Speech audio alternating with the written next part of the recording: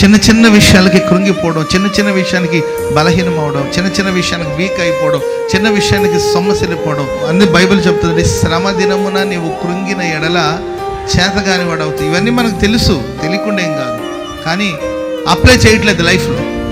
ఇది మనకు తెలుసు. శ్రమ దినంలో మనం కృంగిపోతే దేనికి పనికి రాకుండా పోతాం. శ్రమ దినంలో మనం ధైర్యంగా ఉండాలి. పోరాటాలు మనం ధైర్యంగా ఉండాలి. ఆ ధైర్యం మనల్ని బట్టి కాదు, మన కుడి వైపున ఉన్న మన దేవాది దేవుని బట్టి మనం ధైర్యముగా ఉండాలి, ధైర్యముగా ఉండాలి, ధైర్యముగా ఉండాలి.